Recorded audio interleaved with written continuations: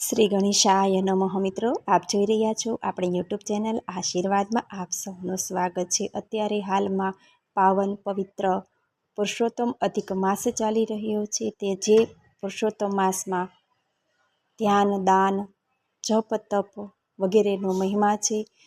તો આજે પુરુષોત્તમ માસ અધિક માસની જ્યેષ્ઠ પૂર્ણિમા પણ છે, જેને અધિક જ્યેષ્ઠ પૂર્ણિમા કહેવામાં આવે છે। ભગવાન શ્રી નારાયણને પ્રિય આ પૂર્ણિમાના દિવસે ધર્મ, અર્થ, કામ અને મોક્ષ આપનાર શ્રી સત્યનારાયણની કથા સાંભળવાનો મહિમા છે। તો આજે આપણે આ વિડીયોમાં સાંભળશું શ્રી સત્યનારાયણ કથા અધ્યાય 1 થી 5, જે ધર્મ, અર્થ, કામ અને મોક્ષ આપનાર છે।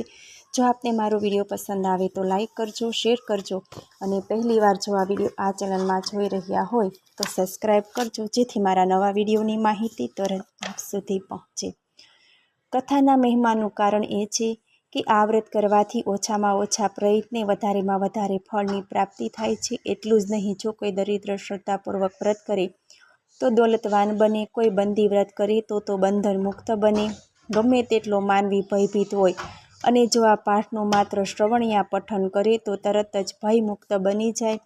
સંતાનની ઈચ્છાવાળા માટે આ વ્રત અતિ ઉત્તમ અને કલ્યાણકારી છે। આ વ્રત કરવાથી મનની દરેક મનોકામના પરિપૂર્ણ થાય છે, મોક્ષ પ્રાપ્તિ પણ થાય છે।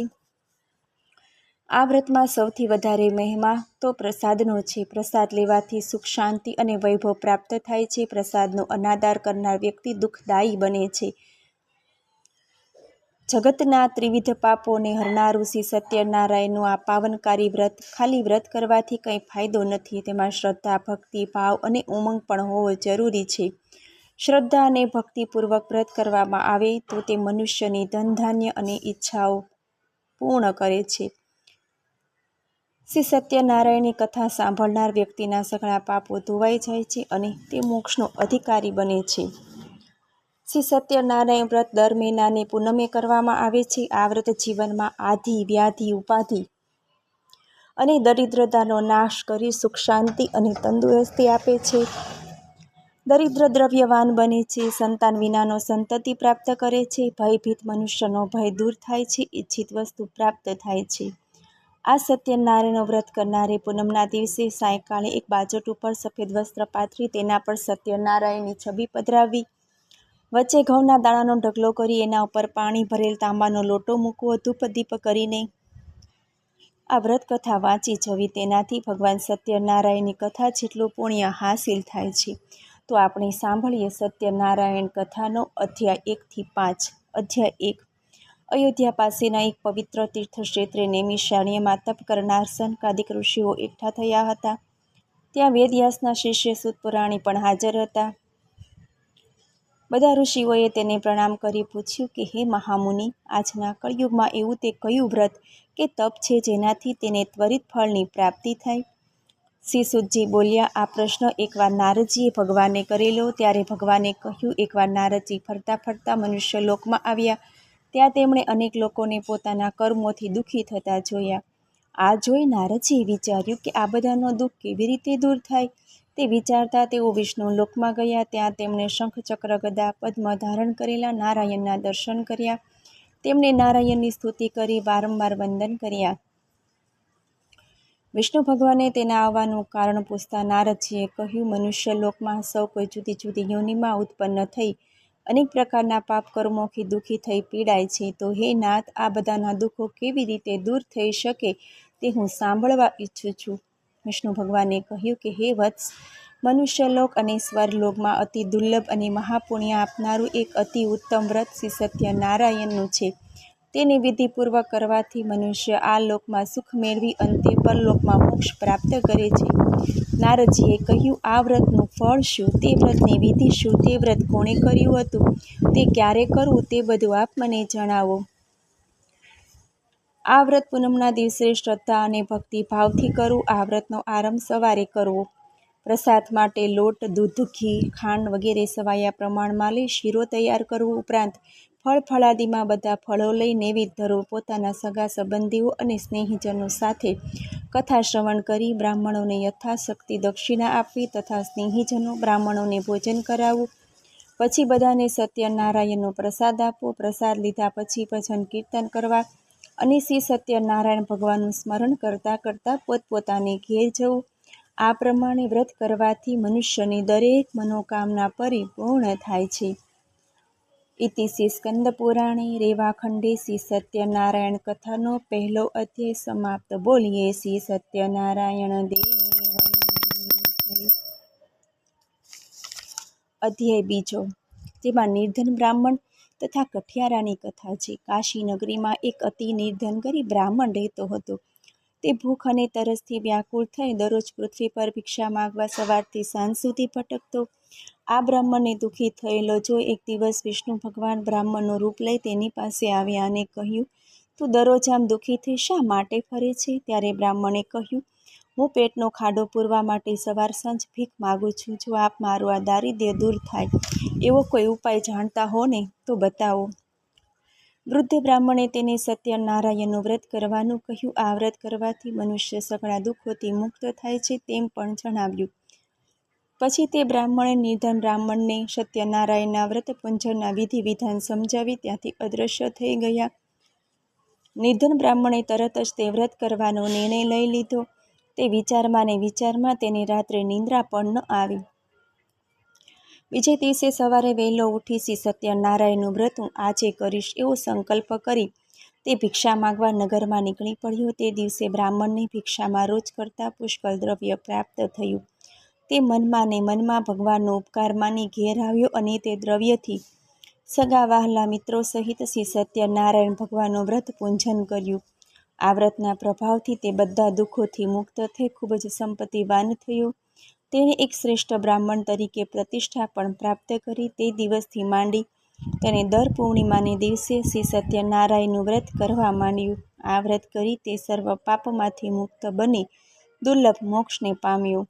આમ શ્રી સત્યનારાયણ ભગવાને શ્રી નારદ મુનિને આ વ્રત વિશે જણાવ્યું. આ સાંભળી સર્વ ઋષિગણ બોલ્યા કે હે સૂત પુરાણી, તે બ્રાહ્મણ પાસેથી આ વ્રત કોણે સાંભળ્યું અને જાણ્યું? આ પૃથ્વી પર તે વ્રત કોણે કર્યું તે બધું અમે સાંભળવા ઈચ્છીએ છીએ. સૂતજી બોલ્યા, એક દિવસ શ્રેષ્ઠ બ્રાહ્મણ સતાનંદ પોતાના વૈભવ પ્રમાણે પોતાના કુટુંબીજનો સાથે શ્રી સત્યનારાયણ ભગવાનનું વ્રત પૂંજન કરતો હતો. એ વખતે લાકડા કાપી વેચનારો એક ભીલ જાતિનો કઠિયારો તરસ લાગવાના કારણે પાણી પીવા માટે તેના ઘર પાસે આવ્યો.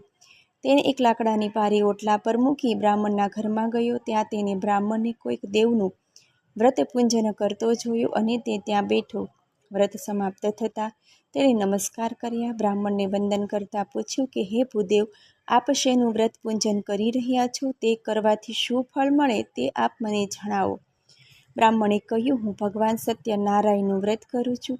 તેની કૃપાથી જ મને આ બધું ધન ધાન્ય ને સંપત્તિ મળ્યા છે. કઠિયારાએ તે બ્રાહ્મણ પાસેથી વ્રતની વિધિ જાણી લીધી. પછી પ્રસાદ ખાઈ પાણી પીને હર્ષ પામતો નગર તરફ ગયો. તે માથે લાકડાનો ભારો લઈ શ્રી સત્યનારાયણનું સ્મરણ કરતા વિચારવા લાગ્યો કે હું આજે નગરમાં જઈ લાકડાનો ભારો વેચી અને જે ધન મળશે તે ધનથી હું શ્રી સત્યનારાયણ ભગવાનનું વ્રત કરીશ. આમ સંકલ્પ કરી તે ધનવાનોના લત્તામાં ગયો. ભગવાન શ્રી સત્યનારાયણની કૃપાથી તે દિવસે કઠિયારને તેના લાકડાની બમણી કિંમત મળી. તે બમણા દ્રવ્ય વડે પૂજાની સામગ્રી ખરીદી પોતાને ઘેર ગયો અને પોતાના સગા વહાલાને બોલાવી વિધિપૂર્વક શ્રી સત્યનારાયણનું વ્રત કર્યું. એ વ્રતના પ્રભાવથી કઠિયારો ધનવાળો પુત્રવાળો થઈ આ લોકમાં સર્વ સુખ ભોગવી છેવટે સ્વર્ગમાં ગયો. ઇતિ શ્રી સ્કંદ પુરાણે રેવાખંડે શ્રી સત્યનારાયણ કથાનો બીજો અધ્યાય સમાપ્ત. બોલીએ શ્રી સત્યનારાયણ દેવની જય. અધ્યાય ત્રીજામાં સાધુ વાણિયાની કથા છે. પૂર્વકાળે ઉલ્કામુખ નામનો રાજા રાજ કરતો હતો. તે દરરોજ દેવ મંદિરે જઈ બ્રાહ્મણોને દાન દક્ષિણા આપતો. તેની પત્ની કમલમુખ પણ પતિવ્રતા સ્ત્રી હતી. એક દિવસ રાજા રાણી ભદ્રશિલા નામના નદી કિનારે બેસી શ્રી સત્યનારાયણ દેવનું પૂજન કરતા હતા. એ વખતે પુષ્કળ ધન લઈ વ્યાપાર માટે નીકળેલો એક સાધુ નામનો વાણિયો ત્યાં આવી પહોંચ્યો. તેણે વહાણને કિનારા પર લંગારી રાજા પાસે ગયો અને બોલ્યો, હે રાજન, આપ આ શું કરી રહ્યા છો? રાજાએ કહ્યું, હું સંતાન પ્રાપ્તિ માટે હું વિષ્ણુ ભગવાનનું પૂજન કરું છું. મને સંતાન પ્રાપ્તિ થાય તે અર્થે હું સત્યનારાયણનું વ્રત કરું છું. આ સાંભળી સાધુ વાણીઓ તે વ્રતની વિધિ જણાવવા કહ્યું, કારણ મારે પણ બાળક નથી. રાજા પાસેથી વ્રત વિધાન સાંભળી વેપાર માટે જવાનું છોડી દઈ તે સીધો ઘેર ગયો અને પોતાની પત્નીને આ વ્રત વિશે જણાવ્યું. સાધુ વાણિયાએ પત્ની લીલાવતીને કહ્યું, જો આપણને બાળક થશે તો આ વ્રત હું જરૂર કરીશ. આમ સંકલ્પ કરી સાધુ વાણિયો પત્ની લીલાવતી સાથે આનંદથી જીવવા લાગ્યો. થોડા મહિના જતાં ભગવાન સત્યદેવની કૃપાથી લીલાવતી ગર્ભવતી થઈ. પૂરા 9 માસે લીલાવતી એક સુંદર કન્યા રત્નને જન્મ આપ્યો. તે કન્યા દિવસે દિવસે મોટી થવા લાગી. એ કન્યાનું નામ કલાવતી પાડ્યું. પછી પત્ની લીલાવતીએ પોતાના પતિને એ વ્રત કરવા જણાવ્યું, છતાં તેના પતિએ તેના તરફ ધ્યાન આપ્યું નહીં. કલાવતી મોટી થતાં તેના લગ્ન એક સુંદર અને ગુણવાન યુવાન સાથે કરવામાં આવ્યા. એ પછી પણ તે સત્યનારાયણ ભગવાનનું વ્રત કરવાનું ભૂલી ગયો. પરિણામે સત્યનારાયણ ભગવાન તેના પર કોપાયમાન થયા. ત્યાર પછી કાળને વશ થયેલો સાધુ વાણિયો પોતાના જમાઈ સાથે લઈ વેપાર કરવા નીકળ્યો. દરિયો પાર કરી સિંધુ નદીની પાસે આવેલા રત્નસારસુર નામના મોટા નગરમાં જઈ સાધુ વાણિયો અને જમાઈ સારી રીતે વેપાર કરવા લાગ્યા. તેઓ જે નગરમાં રહેવા લાગ્યા તે નગરનો રાજા ચંદ્રકેતુ હતો. તેઓ આ નગરમાં વેપાર કરવા લાગ્યા. તે વખતે શ્રી સત્યદેવ સાધુ વાણિયાને પોતાનું વ્રત કરવાથી પ્રતિજ્ઞાભંગ થયેલો જોઈ તેને શ્રાપ દીધો, તને મહાન દારૂણ અને કઠિન દુઃખ પ્રાપ્ત થાઓ. એક દિવસ ચોરો રાજાના ખજાનામાંથી ચોરી કરી ભાગ્યા. રાજખજાનામાંથી ચોરી થતાં 10 દિશાઓમાં સિપાઈઓ શોધખોળ કરવા લાગ્યા. ચોરો આ ધન લઈ સાધુ વાણિયો અને એનો જમાઈ જ્યાં રહેતા હતા ત્યાં આવ્યા. પોતાની પાછળ રાજાના સિપાઈઓ અને રાજદૂતોને દોડતા આવતા જોઈ ભયભીત થયેલા ચોરોએ તે ચોરી કરેલું બધું ધન સાધુ વાણિયો અને જમાઈ જ્યાં રહેતા હતા ત્યાં નાખી જલ્દીથી નાસી ગયા. રાજાના સિપાઈઓ ત્યાં આવી પહોંચ્યા અને ચોરાયેલું ધન આ બંને વણિક વેપારીઓ પાસે જોતા તેમના હાથે હથકડી લગાવી રાજા પાસે લઈ ગયા અને બોલ્યા, મહારાજ, અમે આ 2 ચોરોને પકડી લાવ્યા છીએ. આપ આજ્ઞા કરો તેવી સજા અમે તેમને કરીએ. રાજાએ પણ બહુ વિચાર કર્યા વગર તેને કેદખાનામાં પૂરવાનું કહ્યું. સિપાઈઓ તે બંનેને દોરડાથી બાંધી બેડીઓ પહેરાવી મોટા મજબૂત કેદખાનામાં પૂરી દીધા. શ્રી સત્યનારાયણ ભગવાનની માયાને કારણે કોઈએ પણ વણિકપુત્રોનું કહેવું સાંભળ્યું નહીં. ચંદ્રકેતુ રાજાએ તે બંને વેપારીઓની બધું દ્રવ્ય આંચકી લીધું. આ બાજુ શ્રી સત્યનારાયણના શ્રાપને લીધે સાધુ વાણિયાની પત્ની લીલાવતી પણ ખૂબ જ દુઃખી થઈ ગઈ. તેના ઘરમાં રહેલું બધું ધન ચોરો લૂંટી ગયા. ગરીબી અને ભૂખથી પીડાતી લીલાવતી ઘેર ઘેર ભિક્ષા માગવા લાગી. તેમજ તેની પુત્રી કલાવતી પણ અન્ન માટે ઘેર ઘેર ભીખ માગતી. એક દિવસ કલાવતી એક બ્રાહ્મણને ઘેર ભિક્ષા માગવા ગઈ. ત્યાં તેણે શ્રી સત્યનારાયણ ભગવાનનું વ્રત પૂજન થતું જોયું. તેથી તે ત્યાં ઓટલા પર બેસી કથા સાંભળી અને છેલ્લે વંદન કરી ભગવાન પાસે વરદાન માગ્યું અને પ્રસાદ લઈ મોડી રાતે ઘેર ગઈ. દીકરીને મોડી રાત સુધી બહાર ફરતી જોઈ માતા લીલાવતીએ પૂછ્યું. તેથી કલાવતીએ કહ્યું, માં, આજે હું એક બ્રાહ્મણને ત્યાં શ્રી સત્યનારાયણનું વ્રત થતું હતું ત્યાં બેઠી હતી. પછી જે કંઈ પ્રસાદ મળ્યો તે લઈ હું ઘેર આવી છું. કન્યાનું આવું વચન સામે લીલાવતીને પોતાના દીકરીના જન્મ વખતે લીધેલું વ્રત યાદ આવ્યું. ત્યાં તેણે શ્રી સત્યનારાયણ ભગવાનનું વ્રત પૂજન થતું જોયું. તે ત્યાં ઓટલા પર બેસી કથા સાંભળી અને છેલ્લે વંદન કરી ભગવાન પાસે વરદાન માગ્યું અને પ્રસાદ લઈ મોડી રાતે ઘેર ગઈ. દીકરીને મોડી રાત સુધી બહાર ફરતી જોઈ માતા લીલાવતીએ પૂછ્યું. તેથી કલાવતીએ કહ્યું, માં, આજે હું એક બ્રાહ્મણને ત્યાં શ્રી સત્યનારાયણનું વ્રત થતું હતું ત્યાં બેઠી હતી. પછી જે કંઈ પ્રસાદ મળ્યો તે લઈ હું ઘેર આવી છું. પોતાની કન્યાનું આ વચન સાંભળી લીલાવતીએ પોતાના દીકરીના જન્મ વખતે લીધેલું વ્રત યાદ આવ્યું. તે આનંદપૂર્વક વ્રત કરવા તૈયાર થઈ. તેણે પોતાના સગાવાલાને બોલાવી પોતાની શક્તિ પ્રમાણે શ્રી સત્યનારાયણનું વ્રત કર્યું. પછી ભગવાન પાસે વારંવાર યાચના કરી વરદાન માગ્યું કે મારા પતિ અને જમાઈ જ્યાં હોય ત્યાંથી જલ્દી ઘેર આવે તેમ કરો. વ્રતના પ્રભાવથી શ્રી સત્યનારાયણ સંતુષ્ટ થયા. તે જ રાતે ભગવાન સત્યદેવ રાજા ચંદ્રકેતુના સ્વપ્નમાં આવી તે 2 વણિકોને છોડી દેવા જણાવ્યું અને તેમનું લીધેલું દ્રવ્ય પણ પાછું આપવા જણાવ્યું. સવાર થતાં રાજાએ બંને વણિકોને કેદખાનામાંથી મુક્ત કરી તેનું દ્રવ્ય પાછું આપી માનભેર છોડી મૂક્યા. સાધુ વાણિયો અને તેનો જમાઈ તે દ્રવ્ય લઈ પોતાના ઘર તરફ ચાલી નીકળ્યા.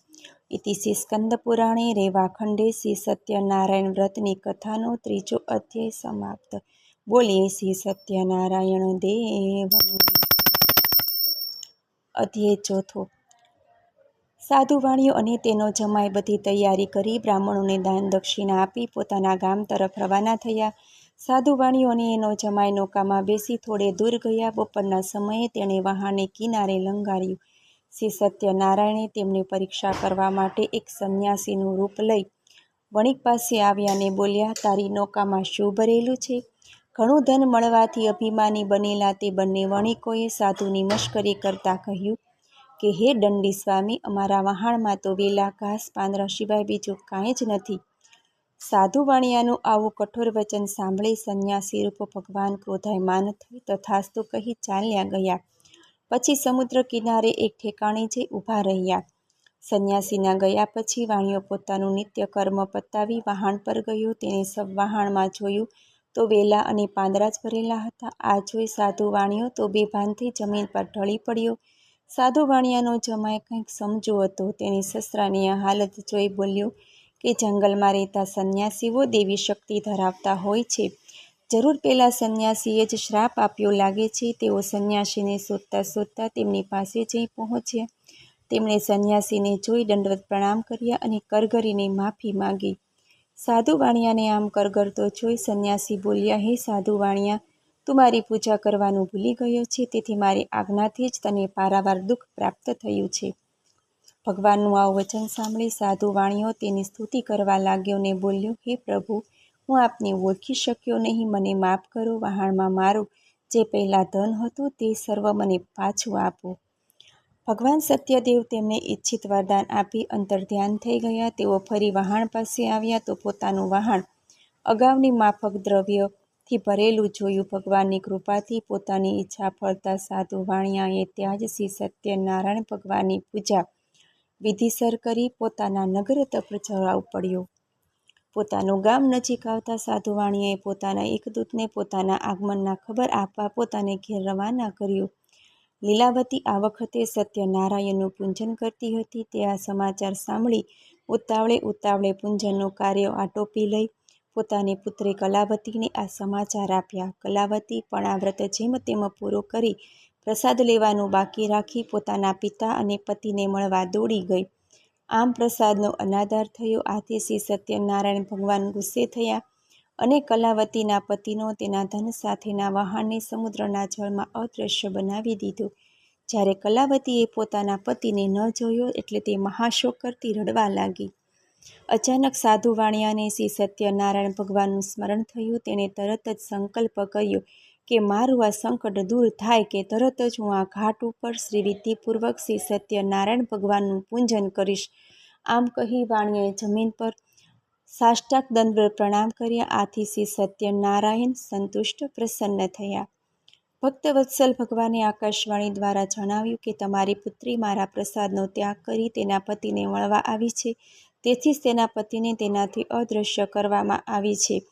જો તે ઘેર જઈ પ્રસાદ લઈ પાછી આવે તો તેને તેનો પતિ તરત જ પ્રાપ્ત થશે. આ આકાશવાણી કલાવતીએ સાંભળી. તે તરત જ ઘેર જઈ પ્રસાદ લઈ પાછી કિનારે આવી તો તેને પોતાના પતિના દર્શન થયા. પોતાના જમાઈને જોઈને સાધુ વાણિયાને સંતોષ થયો. તેણે વિધિ પ્રમાણે ત્યાં શ્રી સત્યનારાયણ દેવનું વ્રત પૂજન કરી પોતાના ધન અને બાંધવો સહિત ઘેર ગયો. ઘરે આવ્યા બાદ દર પૂનમના દિવસે તથા સૂર્ય સંક્રાંતિને દિવસે તે શ્રી સત્યનારાયણ ભગવાનનું પૂજન કરવા લાગ્યો અને અંતે આ લોકમાં સર્વ સુખો ભોગવીને મરણ પછી તે સત્યલોકમાં ગયો. ઇતિ શ્રી સ્કંદ પુરાણે રેવાખંડે શ્રી સત્યનારાયણ વ્રતની કથાનો 4થો અધ્યાય સમાપ્ત. બોલીએ શ્રી સત્યનારાયણ દેવની. અધ્યાય 5મો કે જેમાં રાજા તુંગધ્વજની કથા આવે છે. તુંગધ્વજ નામે એક રાજા હતો. તે પ્રજાના દુઃખોમાં ભાગ લેતો અને સદા પ્રજાનું લાલન પાલન કરવા માટે તત્પર રહેતો હતો. તે રાજાએ એક દિવસ શ્રી સત્યનારાયણ ભગવાનના પ્રસાદનો ત્યાગ કર્યો. આથી તે ઘણું દુઃખ પામ્યો. એક દિવસ તે વનમાં ગયો. ત્યાં અનેક જાતના પશુઓનો શિકાર કરી તે ફરતો ફરતો એક ઝાડ પાસે આવ્યો. ત્યાં કેટલાક ગોવાળીઓ સાથે મળી શ્રી સત્યનારાયણ ભગવાનની કથા પૂજન ભક્તિભાવપૂર્વક કરી રહ્યા હતા. આ જોઈને અભિમાની રાજા ન તો સત્યનારાયણ દેવની કથા સાંભળવા ગયો, ન તો દેવને નમન કર્યો, અને જ્યારે ગોવાળિયા પ્રસાદ લઈને આવ્યા ત્યારે રાજાએ પ્રસાદને હાથ પણ ન લગાડ્યો. બીજા બધાએ પ્રસાદ ગ્રહણ કર્યો, પણ રાજા તો પ્રસાદનો ત્યાગ કરીને ત્યાંથી ચાલ્યો ગયો.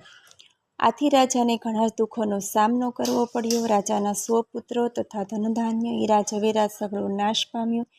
ત્યારે રાજાને વિચાર આવ્યો કે મેં પ્રસાદનો ત્યાગ કર્યો હોવાથી શ્રી સત્યનારાયણ દેવ આ કોપ વરસાવી રહ્યા લાગે છે.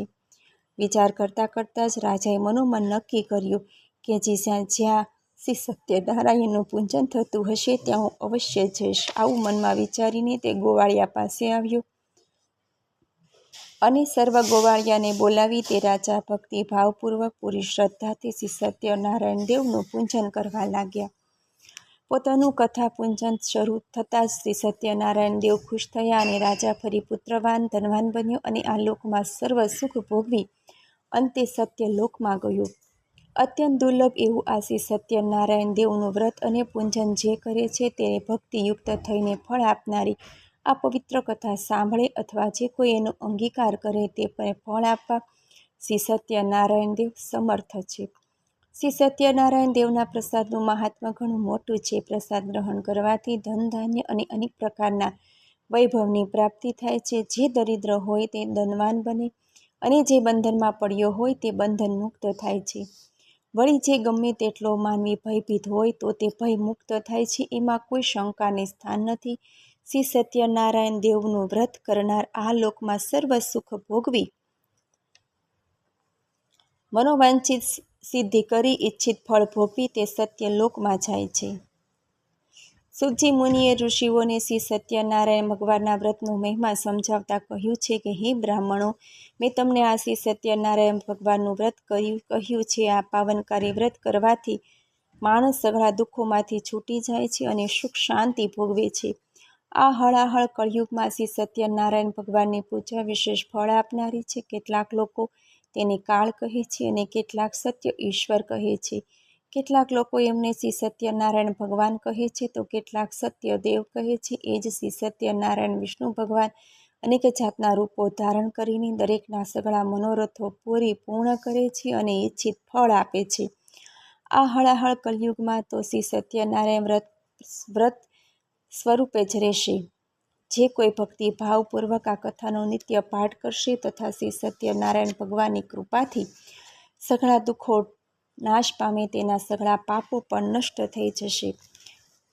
હે મુનિવરો, પૂર્વે જેમણે શ્રી સત્યનારાયણ ભગવાનનું વ્રત કર્યું હતું એમના પૂર્વજન્મ ક્યાં ક્યાં થયા હતા તે હવે જણાવી રહ્યો છું. તે તમે ધ્યાન દઈને સાંભળો.